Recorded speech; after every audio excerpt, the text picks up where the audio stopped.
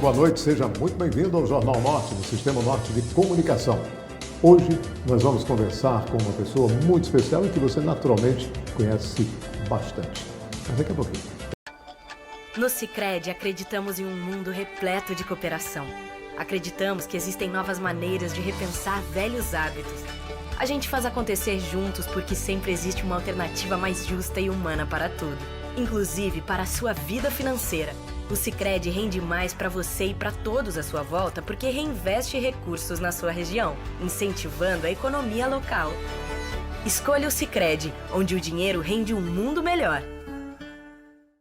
Muito bem, estamos de volta com o Jornal O Norte. Seja mais uma vez muito bem-vindo.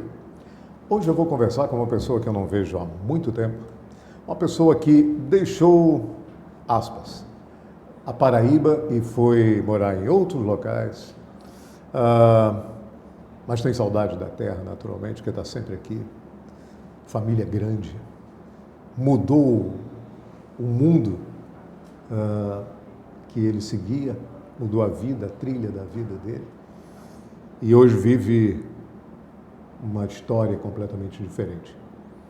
E a gente vai querer saber um pouco dessa história, exatamente sobre essa história, porque a história que passou, todo mundo sabe, todo mundo viu, todo mundo acompanhou, porque ele marcou por onde passou. Ele foi deputado federal, ele foi prefeito, aliás, foi governador, depois prefeito, senador. Quer dizer, ele cumpriu todas essas etapas de um político do nosso estado, naturalmente representou bem essa terra bela que me acolhe há 39 anos. Mas hoje a história é outra. Hoje é um bate-papo exatamente para saber por que você mudou. Cássio Cunha Lima, muito boa noite, seja muito bem-vindo. É um prazer enorme revê-lo. A saudade era grande. E estar nesse momento aqui conversando contigo é um prazer imenso. Seja muito bem-vindo no Jornal Norte. Obrigado, Aldo. Fazia tempo que a gente não se via pessoalmente. Muito tempo. Boa noite a todos os telespectadores. Agradecer a Diego o convite, né, de estar aqui. Eu não estou concedendo entrevista. Talvez as pessoas que acompanhem, né, assim, um pouco mais atentamente devem ter notado que eu não tenho concedendo entrevista. Porque toda vez que eu falo de forma pública, tem sempre os temas naturais da política, eu compreendo que assim seja, mas eu virei a chave mesmo. Estou vivendo um novo momento da minha vida. Acho que a vida é muito curta para você fazer uma coisa só, né? Disputei a eleição para o Senado, a reeleição para o Senado, não fui reeleito, e eu tinha que tocar minha vida, tinha que fazer feira, tinha que trabalhar, tinha que sustentar minha família, enfim.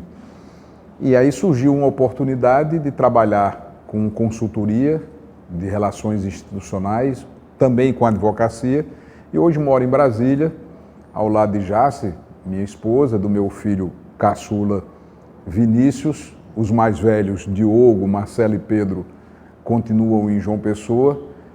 Diogo me deu o terceiro neto junto com Maria Luísa. Agora é recente, né? Nasceu Davi, tá caminhando para os 4 meses. Marcelo e Evaldo já são os pais de Lucas e de Letícia. E a vida é isso. Eu acho que, né, durante muitos anos, e não me arrependo de forma nenhuma disso, pelo contrário, tenho muito orgulho e um quê de saudade, eu me dediquei a milhões de pessoas. Começou exatamente quando o Ronaldo era prefeito em Campina Grande, não é isso? E aí você começou a despontar, não foi isso? Exato. A cronologia, para fazer assim de forma bem rápida. Meu pai tinha sido cassado na ditadura militar, veio a redemocratização, ele pôde disputar a prefeitura de Campina em 1982. Na altura eu tinha 19 anos. E ali já ajudava na campanha, ele foi eleito, passei a ajudá-lo na prefeitura. E logo em seguida, em 1986, foi quando eu disputei minha primeira eleição. Quando eu cheguei na Paraíba. Com 23 anos, eu tinha apenas 23 anos, fui eleito, né, deputado federal constituinte. Maranhão também, Diego, foi eleito constituinte, ao lado de outros nomes da Paraíba. Claro, eu estou aqui prestando uma homenagem à memória do senador Maranhão pela amizade, pela devoção que Diego Amarante tem por ele, né? Maris foi o mais votado naquela época, eu fui o segundo mais votado, enfim, me elegi deputado federal constituinte e ali consegui começar a ajudar as pessoas. Eu acho que na Constituinte eu poderia destacar 2 ou 3 coisas importantes que fiz. A mais importante delas, eu fui o responsável, através de uma emenda de minha autoria, a colocar na Constituição um dispositivo que o menor benefício previdenciário a ser pago no Brasil tinha que ser no mínimo de um salário mínimo. Porque até então o aposentado rural recebia meio salário mínimo de aposentadoria. E aí eu consegui colocar, está lá escrito na Constituição, que o menor benefício é de um salário mínimo, e isso transformou a vida de milhões de pessoas, homens e mulheres, que também tiveram a sua idade de aposentadoria reduzida em 5 anos. Um outro dispositivo que eu coloquei na Constituição, nesse meu primeiro mandato, né, numa espécie de prestação de contas, digamos, que impacta na vida de milhões de brasileiros hoje, e as pessoas não sabem, não precisam saber, é o transporte coletivo gratuito para os idosos. Também é da minha autoria o dispositivo, o artigo da Constituição que assegura esse direito para as pessoas idosas poderem ter o transporte coletivo gratuito para que elas possam se locomover, né? Então, depois do mandato de deputado constituinte, eu me elegi prefeito a primeira vez em Campina. Aí já estou falando de 1988, e tudo isso aconteceu de forma muito precoce na minha vida. Isso, a minha pergunta exatamente eu tinha 25 anos, agora, né? Quando eu me elegi prefeito em Campina, eu tinha apenas 25 anos. Só tinha essa idade, era muito, não foi muito cedo, lhe pegou de surpresa? Olha, a entrada em política foi uma surpresa, porque eu estava ainda terminando o meu curso de Direito. E na eleição de 86, meu pai tinha um nome lembrado para ser candidato a governador, como já tinha sido lembrado em 82. Tanto é que quando ele foi candidato em 90, ele dizia, em 82 deixa para depois, em 86 não foi minha vez, em 90 ninguém me sustenta. Porque ele foi preterido, digamos assim, né? Ele não foi o escolhido para ser candidato, por uma série de razões que não convém aqui lembrar, desde 82. Então, em 86, ele também era pré-candidato ao governo, mas terminou ficando na prefeitura. Tarcísio Buriti foi o candidato e Raimundo Asfora, que era o deputado federal, foi indicado por Campina Grande, por todos nós, como candidato a vice-governador na chapa com o Buriti. E aí Asfora, né, sem me consultar, sem consultar o meu pai, lançou minha candidatura a deputado federal e começa a partir daí, de um gesto espontâneo, autêntico que Asfora teve. E aí a sequência foi essa, então. Foi deputado constituinte, prefeito, pela primeira vez, com 25 anos. Com 29 anos, também muito jovem, fui para a superintendência da Sudene. Na sequência, voltei a exercer um mandato de deputado federal. Aí, novamente, me elegi prefeito para um segundo mandato em Campina. Surgiu a reeleição. Aí, já mais aqui recentemente, no ano 2000, me reelegi prefeito. E em 2002, fui eleito o governador mais jovem também da história da Paraíba, com apenas 39 anos. Então, minha vida aconteceu tudo muito cedo, de forma tudo muito precoce. Quando eu olho em perspectiva, eu digo, poxa, não é só agradecer muito, agradecer a Deus, agradecer a generosidade do povo da Paraíba. Sinto saudade das pessoas, já disse isso outras vezes, da política não, a política não me faz falta, sobretudo nesse momento conturbado que o Brasil vive. Eu sempre fui da ponderação e não do confronto. E a política hoje é confronto, né? A confrontação deu lugar à ponderação. E eu sempre fui da ponderação, né? E hoje não me sinto situado nesse ambiente e descobri uma vida nova, uma vida mais sossegada, mais tranquila, mais em paz. Descobri, só para concluir, uma coisa que eu não conhecia e que é maravilhosa, que é final de semana. Final de semana é bom demais. Porque final de semana de político não existe. Não tem. A agenda é lotada. Tem um mito urbano, né? Para usar um lugar comum, que político brasileiro não trabalha, ou político não trabalha, né? Isso é um mito. Político pode até não produzir, mas trabalha. Tem uma diferença entre você trabalhar e produzir. Pode ser o que ele faça ali não traga muitos resultados, mas trabalha, e trabalha muito. E trabalha sem parar, final de semana, feriado, dia santo.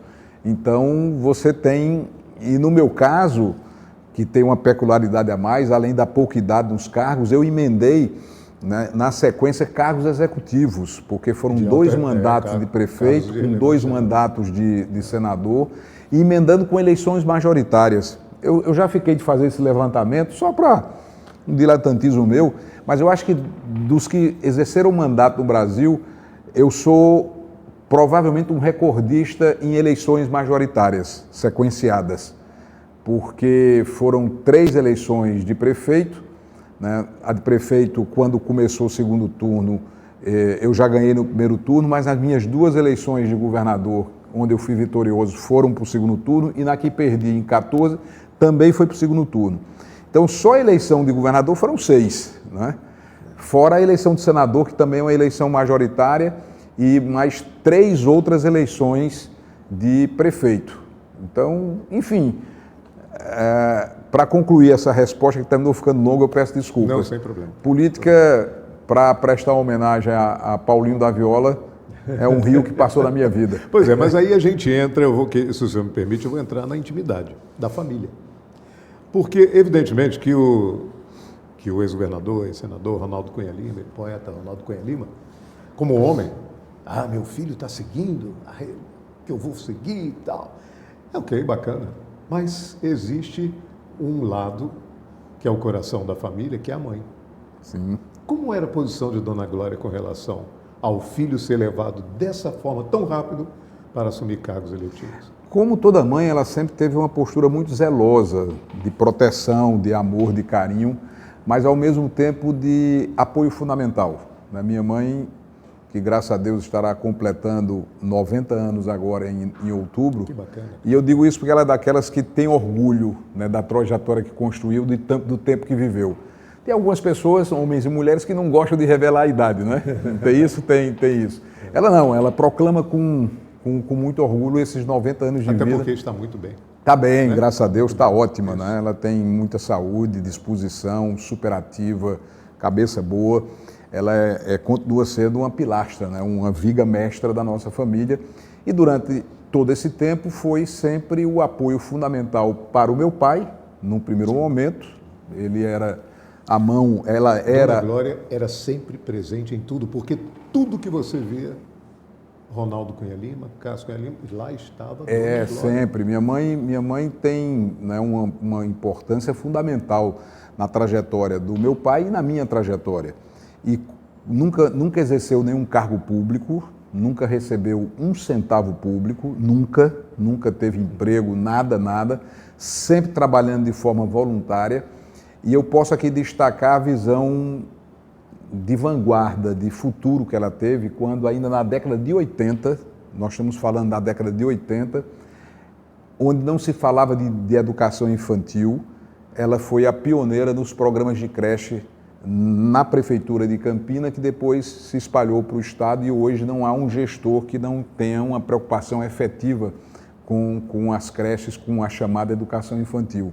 Então, na década de 80, ela já teve essa antevisão de futuro e começou com o grupo de voluntárias, que nada mais era do que um grupo de amigas, de mulheres, né, de Campina Grande, que depois se ampliou para João Pessoa, quando ela foi primeira-dama do Estado, fazendo, dentre outros trabalhos, né, esse que é uma semente que se planta e que é fundamental para a transformação de qualquer sociedade, que é a educação, né? Não vou ficar aqui falando, né, como político, que eu já estou dizendo que deixei, mas a educação, de fato, é fundamental. É o caminho, não tem outro caminho, senão através dela as mudanças que o país precisa. Ela puxava a orelha do filho, no bom sentido, naturalmente? Puxava. Quando via que algo poderia mexer com a integridade dele? Ela puxava, mas de forma tão afetuosa, tão carinhosa, que não doía, né? Então, ela exerce uma liderança de forma muito espontânea. Minha mãe tem uma capacidade de agregar, de somar, que é notável. Principalmente porque ela conserva o bem-querer de jovens, né? Ela se relaciona com as douradas é a denominação que ela dá ao grupo, né, da escola dela de Campina Grande. É como elas se chamam, douradas, né? São mulheres todas com seus 85, 90 anos, mas ela não deixa de conviver com a turma de 15, 16, 17, não. E bate papo com essa turma com a cabeça de uma jovialidade incrível. Eu costumo dizer que Dona Glória nos ensina a viver. Ela nos ensina a viver. A resiliência dela é algo que inspira, porque ela já enfrentou muitas dificuldades na vida, né? Muitas dificuldades. As pessoas às vezes imaginam que meu pai, por ter sido senador, governador, etc., teve um berço de ouro. Não, meu pai foi garçom, né? Pouca gente sabe disso. Meu pai foi gazeteiro. Quando criança, meu pai vendia jornal nas ruas de Campina Grande para levar comida para dentro de casa. A minha avó Nezinha ficou viúva com 11 filhos. O mais novo, Renato, tinha 6 meses de idade. E naquele tempo a privação era tão grande que muitas vezes a proteína que era disponibilizada para as crianças era miolo de boi. E meu pai contava que meu pai tinha uma memória, você o conheceu bem, prodigiosa. Né? A memória do meu pai era prodigiosa, a memória de um gênio, posso assim dizer. E ele dizia que parte dessa boa memória que ele tinha foi a indução que Dona Nezinha fazia, porque Dona Nezinha dizia, como miolo de boi que é bom para a memória. Ele foi tão sugestionado que comer miolo de boi era bom para a memória que ele desenvolveu, a partir de processos mnemônicos, uma memória fantástica, né? Então muita gente pensa que meu pai teve um berço de ouro, né? E aí foi logo em seguida a cassação. Então minha mãe ao lado dele, sempre ao lado dele, nem atrás nem na frente, ao lado dele, né? Tem um papel importantíssimo, com muita resiliência. Então eu vou olhar aqui para a câmera para mandar um beijo para a Dona Glória. Um beijo, mãe, te amo, obrigado por tudo, é uma honra, um privilégio, uma dádiva de Deus, né, ter o seu amparo, o seu conselho, o seu carinho e ter um pedacinho seu, né? Eu fico muito orgulhoso, como eu disse, você parece um pouco com sua mãe, eu fico feliz por isso. Bacana, nós vamos fazer um pequeno intervalo comercial. Eu também sou muito orgulhoso de ser filho da mãe que eu tenho, que fez 101. Que maravilha. E está lá muito bem, só está murchando como a própria vida faz assim. Que maravilha. A gente vai a um pequeno intervalo comercial, daqui a pouco a gente retorna. Até já.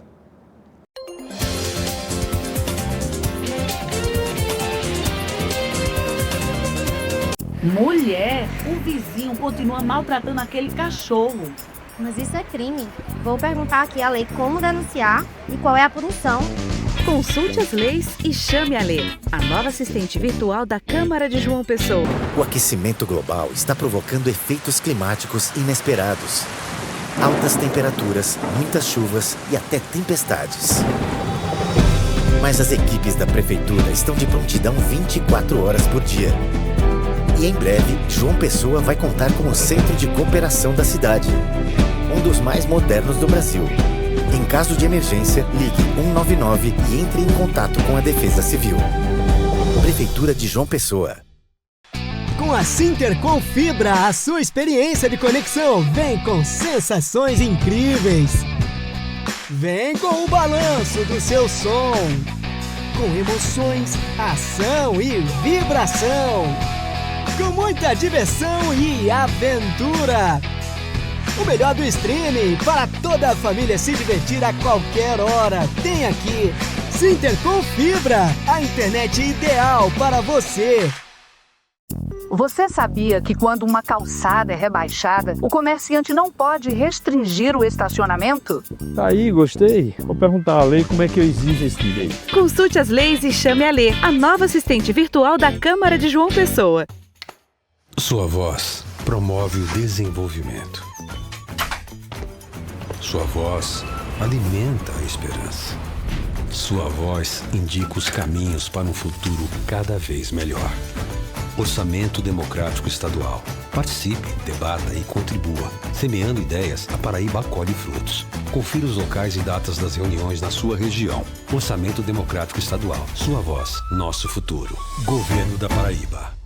Esse gesto aqui você conhece. Pode ser legal, positivo, joia, tem até mesmo outros significados ao redor do mundo. Mas em João Pessoa, ele também significa o respeito à vida. Motorista, ao se aproximar da faixa, vá freando devagar. Ligue o pisca-alerta e espere o pedestre atravessar. Depois é só seguir seu caminho. Respeite a faixa, respeite a vida. Uma campanha da CEMOB e Prefeitura de João Pessoa. Ministério da Cultura apresenta o Circo da Imaginação, incluindo e transformando sonhos. Nos dias 19 e 20 de agosto, o Teatro Paulo Pontes recebe um espetáculo inclusivo da Companhia de Danças Helena Holanda, onde artistas com deficiência e idosos mostram por meio da música e dança que a arte não conhece limites. Entrada gratuita. Ingressos no local no dia do evento ou no Centro Helena Holanda. Projeto realizado com recursos da Lei de Incentivo à Cultura, Lei Rouanet, PRONAC 241-2952. Realização Ministério da Cultura. A Prefeitura de Lucena segue avançando com obras que mudam realidades e melhoram a vida da nossa população. Por meio do nosso programa de infraestrutura, diversas ruas estão recebendo serviços de pavimentação. Uma conquista que garante mais segurança, mobilidade e dignidade para os moradores. O que antes era lama e poeira, agora é mais qualidade de vida, chegando à porta de cada cidadão. Com compromisso e responsabilidade, seguimos trabalhando para uma Lucena mais acessível, bonita e preparada para o futuro. Porque aqui o trabalho não para. É a Prefeitura Municipal de Lucena, a gestão que transforma.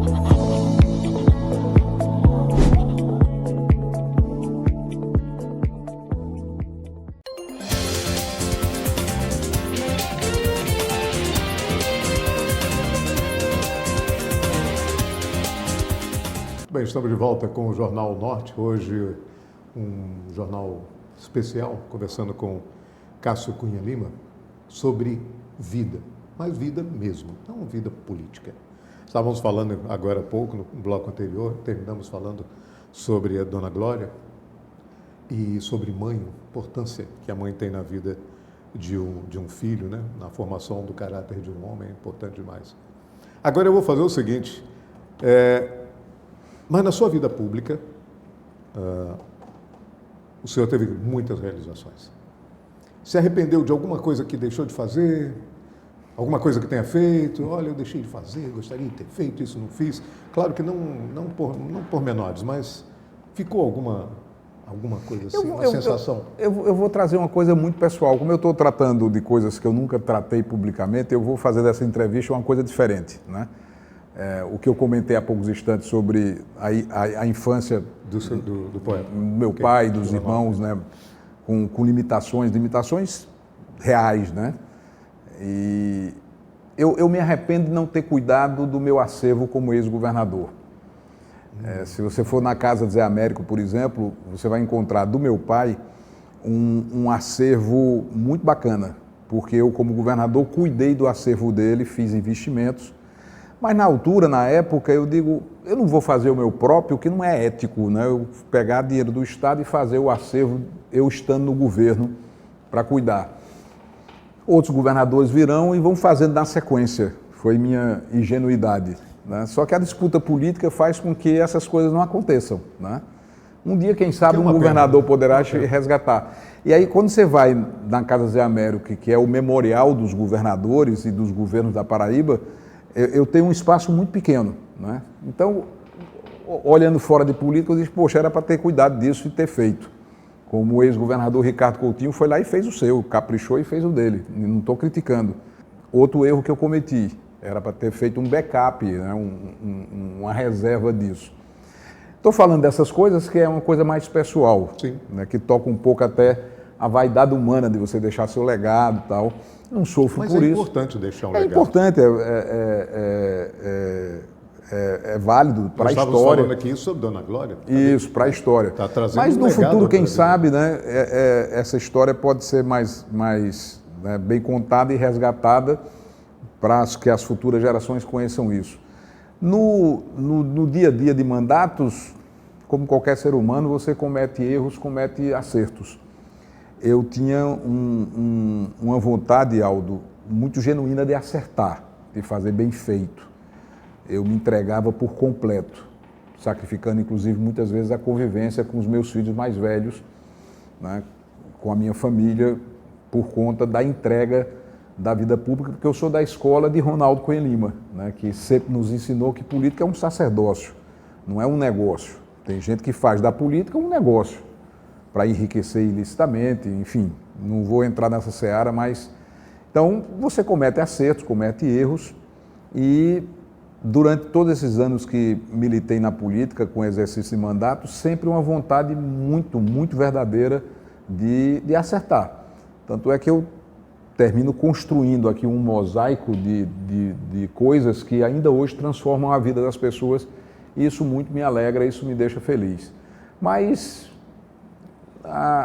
você se arrepende quando não tenta. A idade teve alguma coisa a ver com isso ou a capacidade independe dessa idade?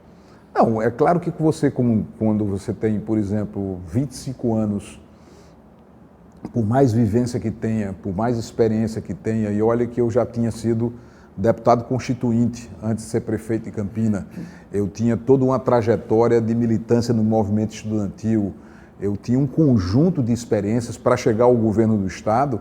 Eu passei por 3 mandatos de prefeito de Campina Grande, eu fui 2 vezes deputado federal, eu fui superintendente da Sudene, e mesmo chegando com 39 anos, com esse cabedal de experiência, né, repito, 3 mandatos de prefeito, 2 mandatos de deputado federal, 1 ano à frente da superintendência da Sudene, que na época era um ministério.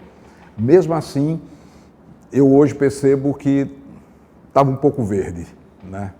Estava um pouco... Porque 39 anos é muito novo. É muito jovem, é muito jovem. E é só o tempo que ensina. Essa carga todinha. Não tem jeito, é o tempo que ensina, né? É o tempo que traz determinadas experiências e com ela maturidade suficiente para o exercício de determinadas funções. Então, olhando nessa perspectiva de hoje, os meus mandatos de prefeito foram bons. Fazer como o professor Vital do Rego, né, minha homenagem aqui à memória do professor Vital. O Vital tinha uma expressão, né, com aquela eloquência dele, né, orador fantástico, mas em certos momentos ele dizia, vou colocar aqui a vaidade embaixo da mesa. Ele fazia, né, a vaidade não, perdão, a modéstia. Né, eu estou adulterando aqui o pensamento de Vital. Ele dizia, vou deixar a modéstia embaixo da mesa, e colocava assim embaixo da mesa. Então, deixando um pouco a modéstia, né, embaixo dessa cadeira, caiu aqui o microfone, mas eu acho que ele pode continuar aqui, não tem problema. Eu fiz bons mandatos de prefeito, tanto é que eu fui eleito, reeleito, né, na minha 3ª eleição, eu fui reeleito em Campina com 72% dos votos da cidade, ou seja, tinha um sentimento de aprovação. Eu fui eleito governador, reeleito em eleições disputadíssimas, mas também deixando contribuições importantes. Então, é isso. Durante o período que eu estive na política, me dediquei muito, de forma séria, de maneira responsável, né? Deixei contribuições nas mais diversas áreas.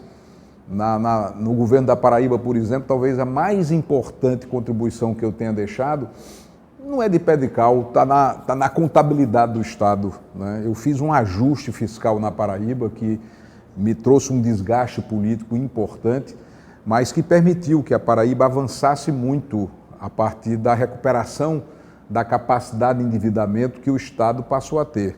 Quando eu assumi em 2002, a Maranhão tinha feito a privatização da Saelpa e com a venda da Saelpa ele teve recursos para investir, né?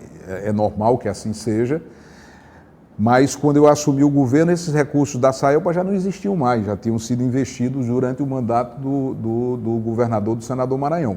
Muito bem. A partir dali, a Paraíba não tinha nenhuma capacidade de endividamento.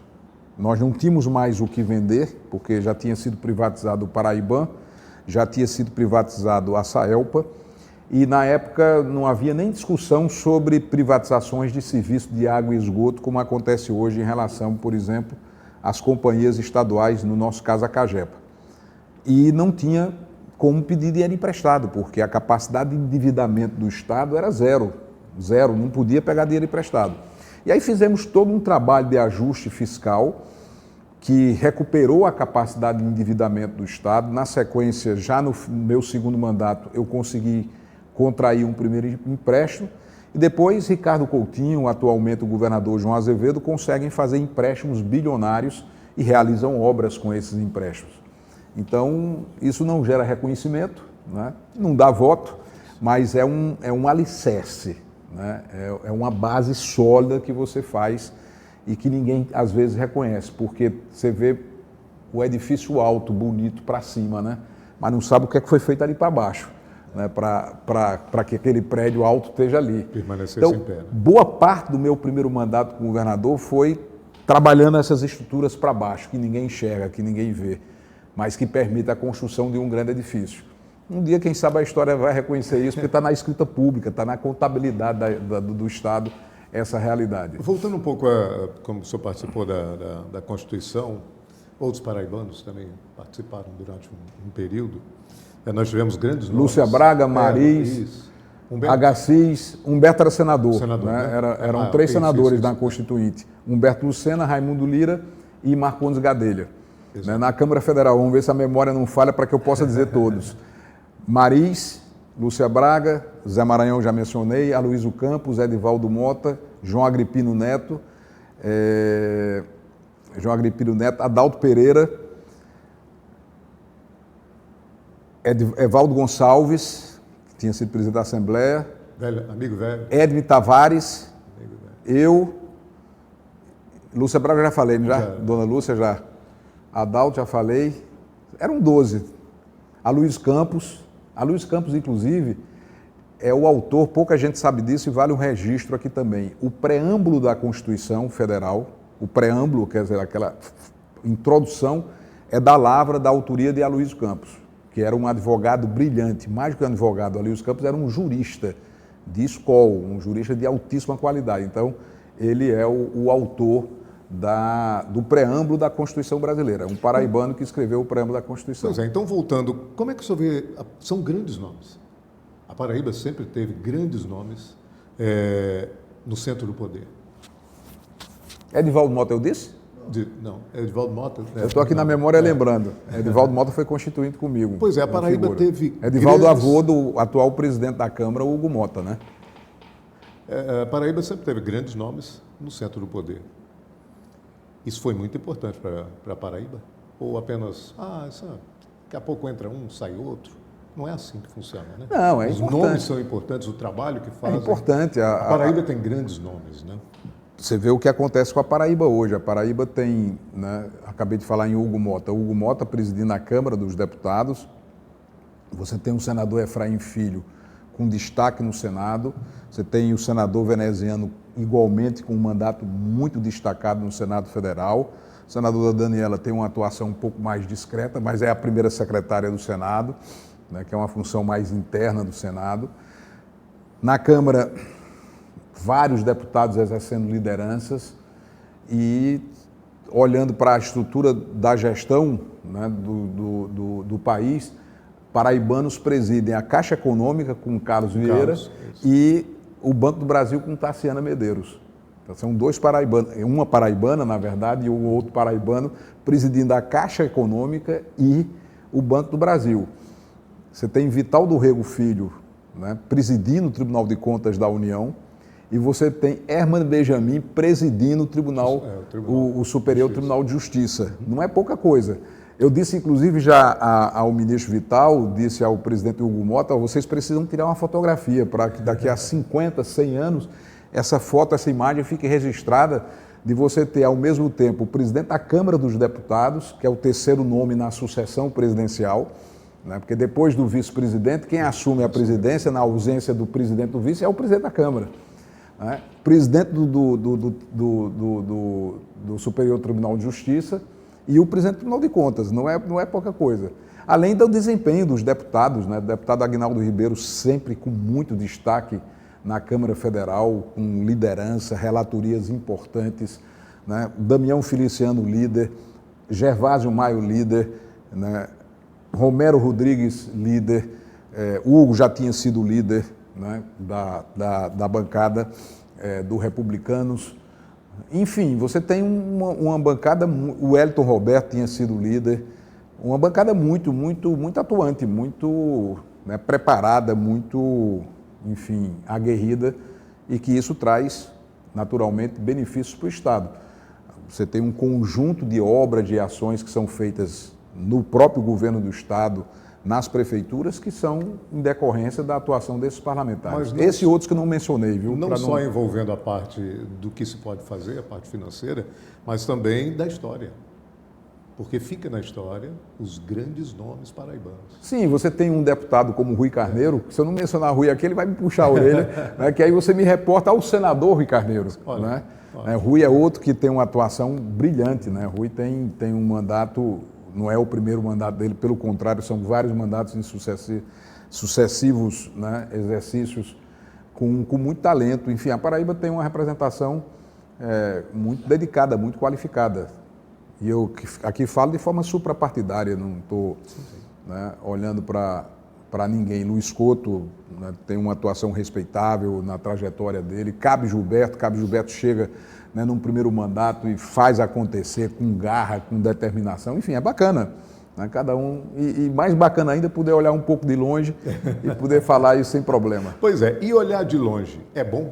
É bom, é ótimo. Dá vontade de chegar perto ou não? Não, eu já disse, né? Eu vou repetir. Eu sinto falta e saudade das pessoas, da política não. Sobretudo porque a política está muito difícil de ser exercitada sob vários aspectos. Vários aspectos que eu não vou aqui detalhar. Mas deu uma piorada. Piorou e piorou bastante. A forma de fazer a política, o modus operandi de fazer a política. Então, saudade zero, não sinto falta das pessoas. E graças a Deus, Aldo, eu tenho uma coisa, né, só posso agradecer a Deus e a generosidade do povo da Paraíba. Da parte da política, eu continuo tendo aquilo que é mais gostoso, que é o carinho das pessoas. Eu ando por João Pessoa, vou a Campina Grande. Agora, nas férias de junho, né, eu tenho um filho chamado Vinícius, de 7 anos. E Vinícius mora comigo em Brasília, ao lado de Jace, né, a mãe dele, minha esposa. E aí eu digo, não, vou levar Vinícius para conhecer a Paraíba. Então eu levei ele para Cabaceiras, para ele conhecer ali a Pera da Boca. Levei ele para Araruna, a Pera da Boca não, o Lajeado do Pai Mateus, a Pera da Boca é em Araruna. Levei para Araruna, ficamos ali em Cacimbo do Gado, com tia Wanda, tio João, alguns amigos, familiares e Pera da Boca. E fui para Areia, né, com meu amigo João Francisco, com Dilane, né, para conhecer todo aquele patrimônio histórico que a Areia tem. Em todas essas cidades por onde andei, primeiro que eu tenho uma sensação e um olhar diferente. Óbvio que eu já tinha ido a Araruna, Cabaceiras e Areia dezenas de vezes. Eu não conto as vezes que eu fui para essas cidades. Mas isso sem estar no exercício de um mandato é completamente diferente.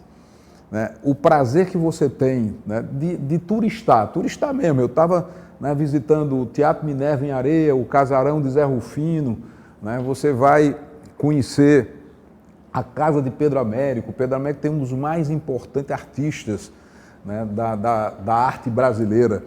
Né? E aí você vai, como um cidadão comum, enfim, sentar no exercício do mandato, é muito gostoso, principalmente porque as pessoas continuam me tratando com muito carinho. Né? E isso comove. Eu antes de vir aqui para o Sistema Norte, eu passei no Shopping Manaíra, Vinícius me deu de presente um tênis no Dia dos Pais, mas ficou um pouquinho apertado, eu fui trocar o tênis, eu tinha marcado para chegar aqui num determinado horário, me atrasei um pouquinho, porque dentro do shopping as pessoas falando com carinho, pedindo para tirar foto.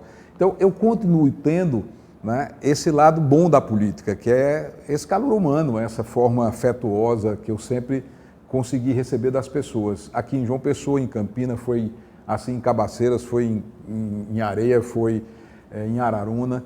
Então, só agradecer mesmo. Eu quando começou aqui bate-papo antes de começar, melhor dizendo, o bate-papo com o Cássio Cunha Lima, eu falei com ele que era muito estranho, gente, porque eu fui mestre de cerimônia no governo, quando Cássio Cunha Lima era governador, de muita honra, foi uma das maiores honrarias da Paraíba que eu tive, ser mestre de cerimônia do Palácio lá do governo do Estado. E você fica na sua cabeça, você fica com aquela pessoa de um jeito. Quando você passa muito tempo sem ver e, de repente, olha para a pessoa, como olhei quando o Cássio chegou, veio na memória os nomes Lucas, Letícia e Davi. Nunca imaginei Cássio avô, como é? Cássio avô. É interessante. Ser avô é ser pai com açúcar, né? Com açúcar, né? Tem a frase, não sei se é de Rubens Fonseca, enfim, a autoria da frase naturalmente não é nossa, não é minha, né? Mas meu querido amigo Zé Múcio, que definiu bem dizendo que ser avô é ser pai do amor da gente, né? Quando você tem neto, é sua geração avançando e é de fato uma vivência única, uma experiência fantástica que se confunde com você ser pai na minha idade também, né? Eu fui pai de Vinícius já com uma idade muito mais madura. E o que é bacana é que Vinícius, que tem 7 anos, brinca com Lucas e Letícia, que estão com 5 anos, e vai brincar, se Deus quiser, com Davi, que está começando agora. Então, é uma dádiva, né? Uma oportunidade que Deus, né, me deu, porque quando você imagina que talvez está fechando uma porta, nada, ele está escancarando um caminho novo para você. Tudo que eu consegui, né, ou que eu sonhei alcançar em termos de mandatos eletivos, eu consegui, né, nas eleições que disputei. Nunca acreditei, Aldo, que a política é uma carreira, que você se agarra com ela e ganhando ou perdendo, você tem que ficar dentro da política. Nunca vi a política dessa forma. Eu sempre enxerguei a política como um serviço público, né, um bem comum que você dedica a sua vida ou parte dela para servir a coletividade, né? Seja representando uma população numa Câmara Municipal, numa Câmara Federal ou num exercício de gestão efetiva numa prefeitura, no governo do Estado. Então, eu nunca entendi, nunca compreendi a política como uma carreira, né? Tive meu tempo de contribuição, contribuí, mas essa jornada está encerrada, né? Tem uma geração que vem para trás e que vai continuar servindo e vou tocar outra coisa na minha vida. Eu disse aqui no início, a vida é muito curta para você fazer uma coisa só. Na hora que eu disputei a reeleição para o Senado, né, e não fui reeleito, e não vou entrar aqui no mérito porque não fui ou não fui, uma coisa eu tenho consciência, eu fiz um bom mandato de senador. A Paraíba era ouvida, a Paraíba era respeitada, a Paraíba tinha assento nas grandes decisões. Tenho certeza que não desonrei a confiança do meu povo, da minha gente, que de forma muito generosa me colocou no Senado, como me fez exercer outros mandatos. Mas é aquilo que eu disse, perto da eleição tem que tomar conta da vida, né? Eu sempre fiz a política, né, cuidando da política em si, nunca tive um negócio privado, nunca tive uma atividade paralela à política. Na hora que não tenho mandato, tenho que trabalhar, tenho que fazer feira, tenho que sustentar a família. E aí descubro essa vida nova, que eu não conhecia. O neto muda alguma coisa para pensar? Neto muda... Muda pensamento? Muda pensamento, muda tempo de vida, muda dedicação. Hoje eu fico imaginando, né, quando é que vai ser o próximo feriado mais prolongado que eu possa, né, viajar, né, com eles. Né? Lucas, meu neto, filho de Marcelo Evado, que é o mais velho, né? Tem 5 anos, é irmão gêmeo de Letícia. Ah, ok. Ele nasceu com a cardiopatia, com tetralogia, ele falou, fez 2 novas cirurgias agora recentemente. Então aquilo integra a família, né? Ele está bem, né? Graças a Deus, agradecer as orações de todos, Marcela e Evaldo, pais maravilhosos. Eu estou tentando definir, né, essa virada de chave. Eu queria ter recursos mais poéticos para fazer essa definição, mas é um nascer novo, né? É um descobrir de uma vida que você de fato não conhecia. Pode parecer uma coisa tola, como é que esse cara está dizendo isso? Mas é fato. Eu vivia muito estressado, eu vivia muito ansioso, eu vivia muito tenso, porque é uma guerra constante. A frase também não é minha, mas, né, o Churchill, o primeiro-ministro inglês, dizia que política é uma guerra onde não se morre. É verdade, é uma guerra constante onde não se morre. E nessa junção de mandatos, você vai se estressando, você vai, né, ficando, somatizando o problema, você não tem férias sossegadas. Eu passei 13 anos na minha vida sem tirar férias, eu não sabia o que era férias. 13 anos seguidos sem tirar férias, não me arrependo de nada. Não estou aqui me queixando, não estou aqui fazendo... Pelo contrário, meu sentimento é de extrema gratidão, né? Porque, enfim, pude ter essas experiências que são muito honrosas. Mas quando você pega aí prova do doce, né, você gosta. Então, a minha vida hoje é mais doce, é mais suave, é mais tranquila, mais sossegada, né? Até tempo de fazer churrasco eu tenho. Nós vamos a mais um intervalo comercial, voltamos já conversando com Cássio Cunha Lima. Até já.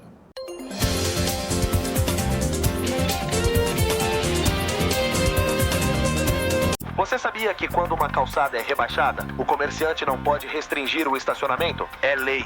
Vou chamar a Lei aqui no Zap para saber mais detalhes sobre essa lei. Consulte as leis e chame a Lê, a nova assistente virtual da Câmara de João Pessoa. No Sicredi, acreditamos em um mundo repleto de cooperação. Acreditamos que existem novas maneiras de repensar velhos hábitos.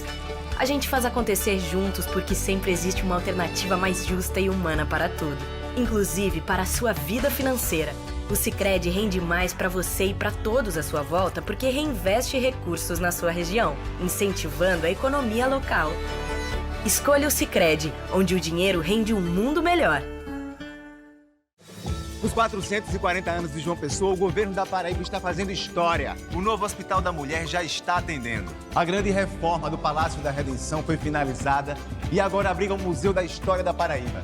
O novo Centro de Treinamento dos Bombeiros também está pronto, junto com as reformas da Delegacia Geral da Polícia Civil, da FUNAD, das escolas Sesc Centenário, Maria Bronzeado e do Teatro Santa Rosa. Bora, Paraíba! Aqui tem futuro. Governo da Paraíba. João Pessoa tá com tudo. Tá investindo em educação. Tá com o novo Ninho do Saber no Funcionários 3 e chegou a 101 o número de creches. Tá com 49 unidades escolares em novo padrão. 6.000 alunos com deficiência acompanhados por cuidadores. Tablets e Chromebooks com internet nas escolas. E agora tá também com a Poupança Futuro. Tá com tudo, hein? Prefeitura de João Pessoa, cidade em crescimento. Invista na segurança do seu veículo ou da sua frota.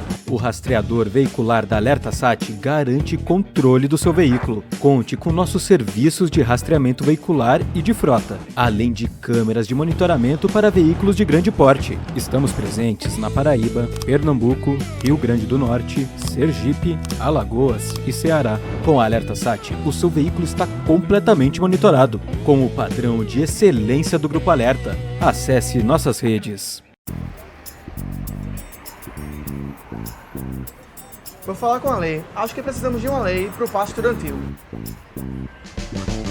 Consulte as leis e chame a Lê, a nova assistente virtual da Câmara de João Pessoa. Vem aí, Benito de Paula, com o show Do Jeito que a Vida Quer. A voz inconfundível de um dos maiores artistas do Brasil está chegando a João Pessoa. Benito de Paula, com a participação de Bruno Veloso. 17 de agosto às 19 horas no Teatro Pedra do Reino. Ingressos à venda no site da Ingresso Digital e nas óticas Rocha Prime.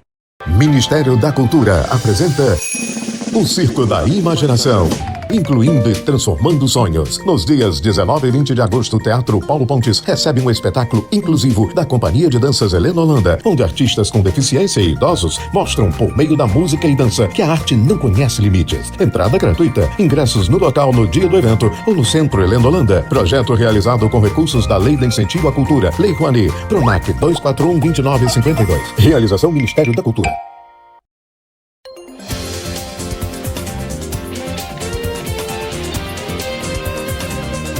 Bem, estamos de volta com o jornal O Norte, Sistema Norte de Comunicação. A gente sempre pertinho de você. Hoje eu estou conversando com o Cássio Cunha Lima sobre a vida, não sobre política. Hoje é sobre a vida. E hoje eu vou conversar agora nesse terceiro e último bloco sobre, naturalmente, vai tocar essa pessoa importantíssima, não só para os paraibanos, mas principalmente para a família Cunha Lima, que é Ronaldo Cunha Lima. Existe um termo que acho que todo paraibano conhece, talvez aquele mais jovem e tal, que não acompanhou, que chama-se habeas pinho. Você sabe o que é habeas pinho? Eu não vou aqui querer dizer para você quem sou eu, mas eu vou perguntar a ele o que é habeas pinho. A gente sabe que veio de uma petição, não foi isso que ele como advogado fez e tal, mas o que é exatamente isso? O habeas pinho, né, é a figura poética do habeas corpus, que é o instrumento que acho que quase todo mundo conhece do direito. Na década de 60, meu pai, um jovem advogado, foi procurado por um boêmio que, fazendo uma serenata pelas ruas centrais de Campina, terminou sendo levado à delegacia por desordem pública Campinas, naquela década de 70, tinha o Cabo Tenório. O Cabo Tenório era o terror do quarteirão, rigoroso, exigente. Inclusive, salvo erro de memória, Jacques do Pandeiro tem uma referência ao Cabo Tenório em uma de suas músicas. Então, o Cabo Tenório foi lá e recolheu o boêmio, que estava fazendo tão somente uma serenata, e na delegacia o delegado resolveu deixar o violão preso como o instrumento do crime para instruir o inquérito. Ia ser aberto o inquérito e o violão ficava, então, retido para fazer a instrução do inquérito. O poeta foi procurado, então, pelo boêmio e procurou o juiz de direito, Dr. Arthur Moura, que disse, olha, o réu é um boêmio, o instrumento do crime um violão, o advogado é um poeta. Se você peticionar em verso, eu faço. Agora ali, naquela máquina. Isso o juiz falando. O juiz falando. Okay. No cartório. Meu pai foi lá na máquina de datilografar e fez, então, o habeas pinho, que é uma petição belíssima em verso, que ele pede, roga ao juiz para que solte o violão, e do doutor Arthur Moura, inclusive, despachou em verso, né, dizendo que, para que eu não carregue remorso no coração, determino que se entregue ao seu dono o violão. Né? E aí meu pai, né, faz o poema e isso se converteu recentemente num curta-metragem. Isso, aí vamos chegar exatamente aí. E aí, essa como é uma história muito bonita do habeas pinho, e você que não conhece essa história, se você entrar na internet, habeas pinho, o poeta Ronaldo Cunha Lima, você vai ter, inclusive, ele dizendo a petição todinha. Isso. Ele mesmo fala a petição todinha, como ele fez, e fala a resposta do juiz que foi dada por Cássio Cunha Lima aqui agora. E aí, só que aí vocês fizeram, não, vamos fazer uma coisa mais interessante com um produto tão lindo. E aí vocês resolveram. Aí eu vou colocar no singular. A Igal, minha irmã, resolveu. Né? Claro que vamos dar o crédito. Tem o trabalho, né, de uma equipe imensa que fez o curta-metragem, né, de patrocinadores que acreditaram no projeto. O agradecimento sempre. Eu aprendi com meu pai, Aldo, né, com o nosso poeta Ronaldo, que quem sabe pedir tem que saber agradecer. Aliás, muita gente usa isso.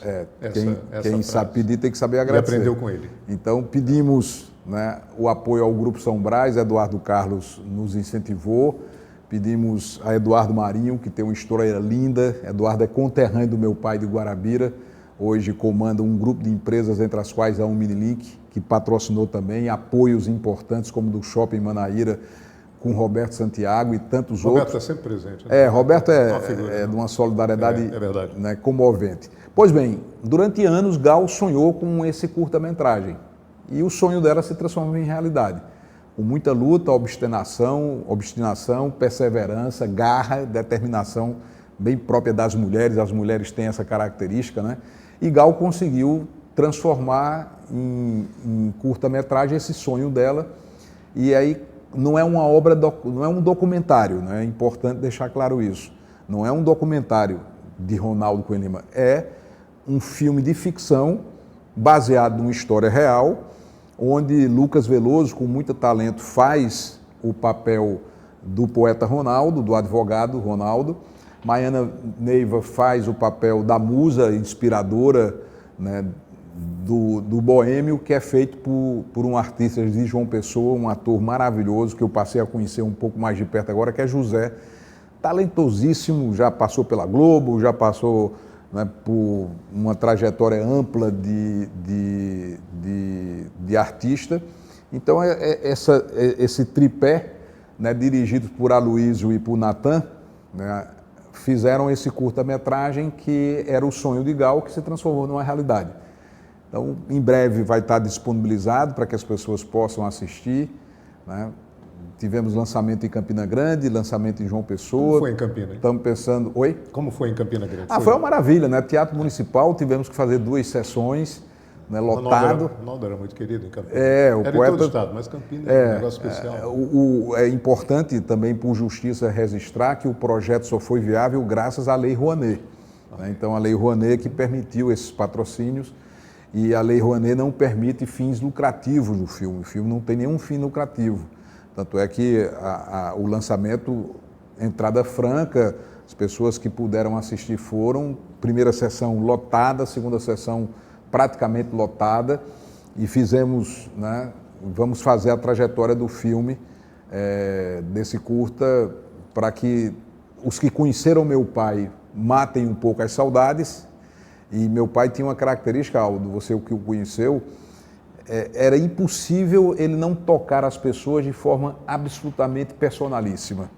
Ele tinha uma capacidade fantástica de individualizar as relações.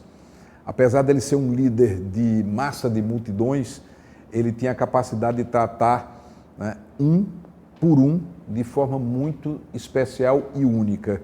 É um certo paradoxo da vida dele. Um líder popular, um líder de massas, de multidões, mas que tinha essa capacidade fantástica de tratar as pessoas como pessoas únicas, individuais, né? Pessoas unas.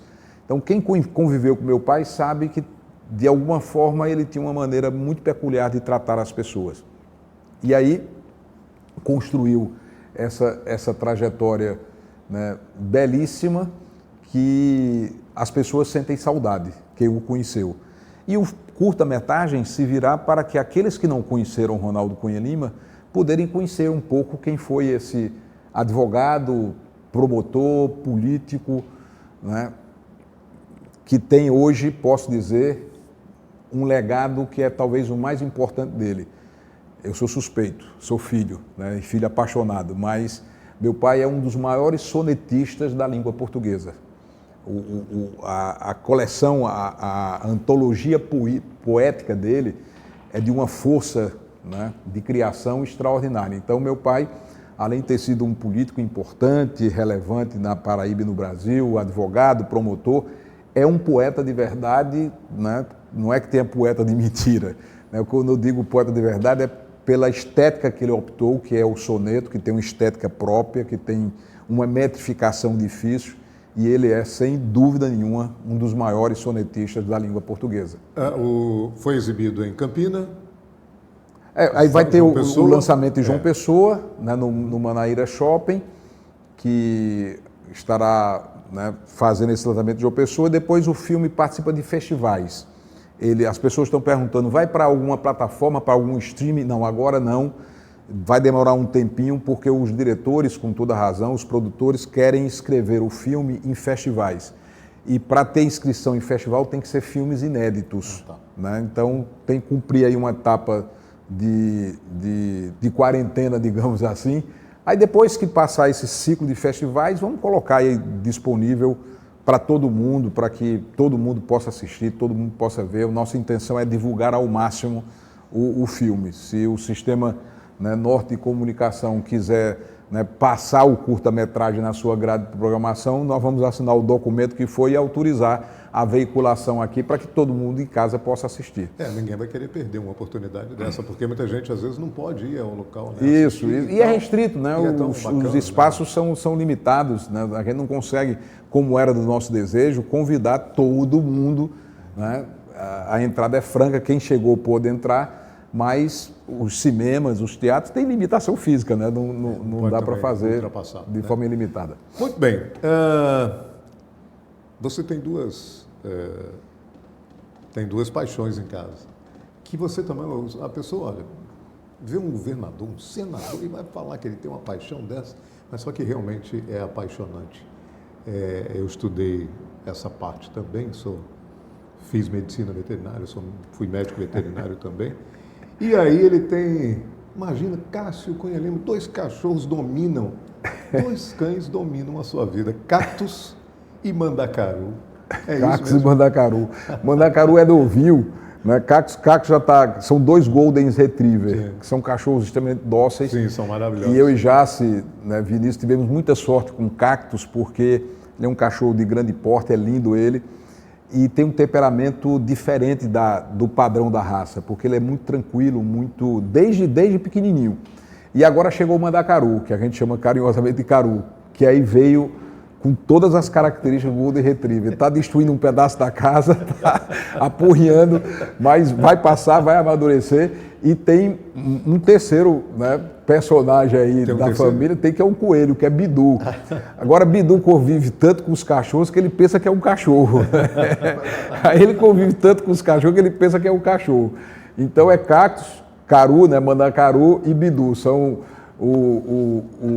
os animais lá de casa, os pets, né? Hoje em dia chama de pet, né?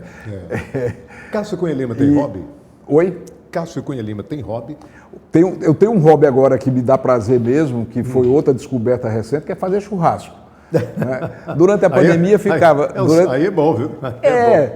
Durante já levei gozação, que sou a peste da internet, que às vezes eu posto algumas coisas. Agora você tem uma ideia, vê como as coisas são curiosas.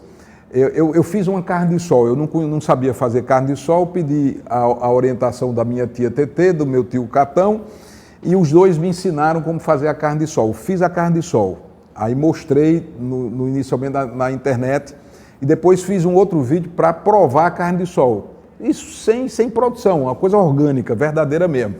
E aí vamos ver se não ficou salgado e tal. Aí postei esse vídeo, a última vez que eu vi, esse vídeo já ia com mais de 1 milhão de visualizações. Na política eu nunca cheguei nem perto disso, nem perto disso. Né? Então, durante a pandemia, o que aconteceu? As pessoas reclusas em suas casas, eu comprei essa churrasqueirazinha de acampamento, não tem? Aquela churrasqueirazinha simples. De pé e tal. De pé, que você leva para camping, para beira de praia, para acampamento. Né? Aquela simplesinha.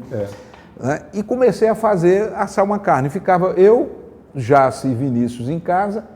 Depois que as coisas acalmaram um pouco, minha sogra, Dona Yolanda, foi. Meu beijo para minha sogra também, né, Dona Yolanda. E ficávamos ali, sábado, domingo, em casa, assar uma carninha. Pronto, peguei gosto. Não sou um churrasqueiro profissional, longe disso, mas hoje tenho como hobby fazer um churrasco. Aí tem outro vídeo que fez um sucesso danado, porque eu ensinei, né, como abrir o saco de carvão. Aquele cordãozinho que tem no saco de carvão, você corta de uma ponta, quando puxou, ele sai todinho, fácil. Né? Aí outra dica que eu dou, né, não economize no carvão. O carvão é o item mais barato do churrasco. Aí na internet, não, o mais barato é sal. Eu digo, tá certo, é o sal, é o mais barato. Aí quando eu boto uma linguiça, ei, rapaz, cadê a picanha? Nem Cássio bota a picanha hoje. Aí fica essa gozação. Enfim, é divertido, é gostoso. E não é o churrasco, a carne, o frango, a linguiça. É a convivência. Né? Não é o churrasco em si. É aquela ambiência que você cria, né, em torno dos amigos, dos familiares, no bate-papo, né, numa cervejinha, numa caninha, por que não? Né? E os comentários são muito bacanas, né? Os comentários são interessantíssimos. Os comentários são sempre bacanas. Tipo, né? Tem todo tipo de... muito legal. Então o churrasco é de fato um hobby, eu sempre gostei, né, de ler, por exemplo, não leio com a frequência que lia no passado. Né? Essas férias agora consegui voltar a andar a cavalo, né? Fiz uma cavalgada lá com meu cunhado Evandro, o Jaqueline, na Capuchu, que fica ali em Pocinhos. Fiquei todo moído, amigo, todo quebrado. Mas já tinha andado de cavalo lá em Araruna, né? Já tinha feito outro passeio de cavalo também lá na própria Capuchu. Aí a vida vai proporcionando essas coisas que são leves, são gostosas. Quem é que danado quer voltar para a política? Muito bem. Fluminense e 13. Outra paixão, duas paixões, né? Duas paixões. O Fluminense me deu uma alegria enorme na Copa do Mundo. O Fluminense tem um time modesto, com um elenco maduro, para não dizer que é velho. Né? O goleiro do Fluminense, Fábio, vai completar 45 anos. Na última partida agora, semana passada, ele igualou o recorde mundial do maior número de partidas profissionais de um jogador. Então, o goleiro do Fluminense, na próxima partida, que será agora, né, contra o América de Cali, pela Sul-Americana, vai bater o recorde mundial de atividade de um jogador profissional. Então é a idade do Fluminense, né? A partir do goleiro. Mas é um time que traz essa alegria, né? Essa paixão, porque é um time modesto, que não tem os recursos dos grandes times brasileiros, mas chega numa Copa do Mundo, como aconteceu de clubes, a minha torcida mais esperançosa é, vamos passar na fase de grupos, e chegando nas oitavas de final, está maravilhoso. Né? Eu acho que o tricolor mais otimista sonhava com a chegada nas oitavas de final. Chegamos na semifinal, né? E não vou nem falar do pênalti questionável que não foi marcado, isso é coisa de futebol. Mas ter chegado na semifinal deu uma alegria enorme. Né? O Fluminense foi recentemente campeão da Libertadores.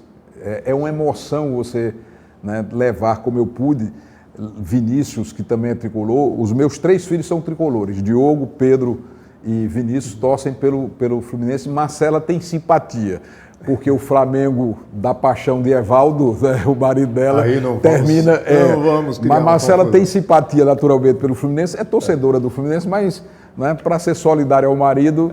O Mengão tem uma força enorme, né? O Mengão, a torcida do Flamengo é uma imensidão, é uma pressão danada para você ser flamenguista. E o 13? O 13 é outra paixão, né, da torcida da Paraíba, e acompanhei o 13 jogando partidas no Rio, mas na minha trajetória de relação com o 13 tem um episódio muito bacana, que é quando eu morava ainda no Rio de Janeiro, sua cidade natal.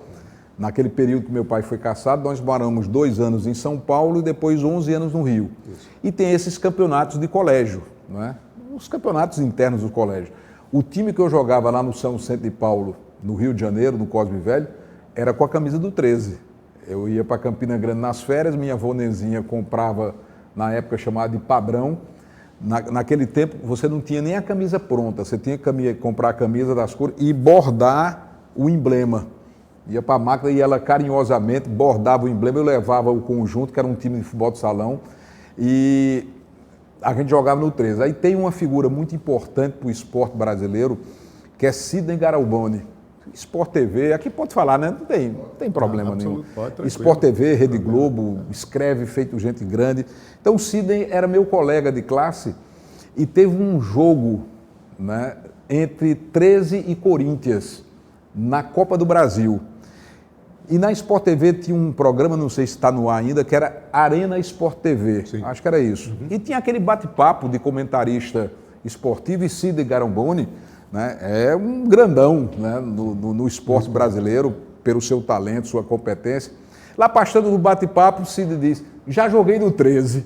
Aí a mesa disse: como você jogou no 13? Aí ele foi contar a história desse tempo de colégio, né, que a gente jogava com a camisa do 13. Eu, como vascaíno, fiquei muito feliz com o 13, porque o 13... Meu pai era vascaíno, viu? Ronaldo, sim. Ronaldo. Meu pai, Ronaldo, e Savini também. O Savini? Savini, meu irmão também. Catão também, vascaíno. Mas o Vasco da Gama, o 13 deu um presente para o Vasco, que, na minha opinião, foi um dos melhores laterais direitos que o Vasco teve, chamado Wagner Diniz. Wagner Diniz. Não, eu peguei, por exemplo, Evandro Sabino, meu cunhado, quando foi presidente do 13, foi bicampeão pelo 13, né? E o 13 tem, como qualquer time, ou quase todos os times, altos e baixos, enfim. Futebol não se explica, né? Você gosta, se apaixona, tem pessoas que são apaixonadas pelo Campinense, são pessoas apaixonadas aqui pelo Belo, pelo Botafogo. Rapidamente. O que é unanimidade é o tamanho da torcida do Flamengo, né? E aguentar, né, essa urubuzada aí. Rapidamente. Uma saudade. Do meu pai. Do meu pai. O meu pai é presente na minha vida praticamente todos os dias. Eu tenho uma saudade doce. Não é uma saudade doída. Claro. É uma coisa importante, né, da minha vivência. Eu tive a oportunidade de me despedir do meu pai, porque sabíamos, né, da gravidade da doença dele. Ele foi, né, perdendo forças, a comorbidade foi ficando cada vez mais visível. Então nós tivemos uma longa despedida. Isso apazigua o coração. É mais difícil quando você perde de repente. É mais difícil quando você, de forma abrupta, perdeu alguém que lhe é caro. Eu perdi de forma rápida, né, muito rápida, um meu querido amigo, um irmão, que é o William Monteiro. Muitas vezes, por incrível que pareça, é mais difícil processar a morte de Nezinho, como eu chamava, de William Monteiro, do que meu próprio pai. Então, essa despedida do meu pai foi algo sendo construído aos poucos. Tudo que eu queria dizer a ele, eu disse. Ele me disse coisas maravilhosas. Eu vou fazer outra confissão aqui. Essa conversa tem um caráter também mais, né, de depoimento mesmo. A última frase que eu ouvi do meu pai foi... Ele beijou minha mão porque teve um momento... Deixa eu contar essa história que não tem, talvez, interesse para muita gente, mas para quem conheceu ele pode ter. Tinha ali um momento, Aldo, em que ou entubava ele ou sedaria para que ele pudesse descansar. No estágio da doença que ele estava, o entubar não tinha a menor chance de curá-lo. Era só postergar a sua vida, né, inconsciente ali no UTI. E aí uma decisão difícil, né? E aí a decisão nossa, da nossa família, foi: não, deixa sedá-lo porque não tem chance de cura. Porque quando você faz esse procedimento invasivo, é muito sofrido para quem faz também. E quando você tem chance de curar, como por exemplo na pandemia, quantos foram salvos com sistemas invasivos de intubação, mas não era o caso do meu pai. E aí nós fomos nos despedir dele, antes dessa sedação. A última palavra, o último gesto que eu ouvi do meu pai, né, ele beijou minha mão, olhou para mim e disse: você é um filho maravilhoso. Né? Então, toda vez que eu procuro, né, transmitir aos meus 4 filhos um depoimento de amor, de bem-querer, eu digo exatamente isso. Você é um filho maravilhoso ou você é uma filha maravilhosa. Então, a pessoa que eu mais tenho saudade é meu pai. Sinto falta de outras pessoas, claro, mas não vou aqui ficar elencando todas. E ele é presente, porque é incrível, mesmo quando às vezes eu possa não lembrar dele, vem alguém que lembra. Tem sempre alguém que lembra uma história dele, um episódio. Né? É fantástico. Meu pai, de fato, foi um ser único. Todos nós somos únicos, né? Cada um tem sua peculiaridade, mas ele teve uma presença muito forte na vida de quem pôde ter o privilégio de conviver. Comigo não foi diferente. Eu digo isso com todo carinho para minha mãe não interpretar mal, mas eu recebi do meu pai amor materno. Né? Não é comum você ter do seu pai amor materno. E na relação com meu pai, a gente foi caminhando junto, nós éramos pai e filho, depois nos transformamos em amigos, transformamos em cúmplices um do outro, em parceiros da política, companheiros de jornada. Então era muito colado, a gente tocava por música, né? A gente se olhava, a gente conseguia se entender. Né? Nunca levei uma repreenda mais severa dele, só ensinamentos, lições, conselhos e o orgulho de ter nele a minha grande referência, o homem ético, honesto, íntegro, decente, que faz falta. Eu conversei com o Cássio Cunha Lima, batemos um longo papo sobre a vida e você fez parte desse momento importante. Obrigado por ter ficado com a gente. Muito obrigado, Cássio, pela entrevista, pelo bate-papo. Não foi uma entrevista, foi uma conversa, um bate-papo. Foi uma honra enorme conversar contigo. Ô Aldo, obrigado. Primeiro, prazer de revê-lo. Né? Obrigado. Prazer igual. Você tem essa fidalguia por natureza, você é um homem fidalgo, educado, gentil nos seus gestos, com essa voz, né, que marca, sua voz é marcante, né? Presente. Então, obrigado, né, pela oportunidade de estar aqui. A todos que nos acompanharam, o agradecimento também pela paciência de ouvir, né? Os que tiveram essa paciência de ouvir a longa entrevista que foi esse bate-papo. Diego, mais uma vez, obrigado, irmão, pela sua gentileza de insistir nesse encontro, de trazer para conhecer aqui as instalações do Sistema Norte. Parabéns pelo trabalho, pela coragem, pela ousadia, pela capacidade de vencer. E é um prazer muito grande estar aqui com vocês e um sentimento que preside meu coração em relação a tudo isso. Gratidão. Gratidão a Deus, gratidão ao povo da Paraíba, né, por tudo que me concedeu e ainda hoje me concede. Por onde passo, só recebo carinho, afeto dessa gente tão maravilhosa do nosso estado. Muito obrigado. Fiquem todos com Deus. Okay. Obrigado também a você que esteve com a gente durante todo esse tempo. Muito obrigado pelo carinho, pela audiência. Sexta-feira que vem, nesse mesmo horário, 7h30, a gente começa aqui o nosso jornal O Norte, contando, claro, com a sua participação. Uma boa noite para você, um excelente final de semana e até a próxima sexta-feira.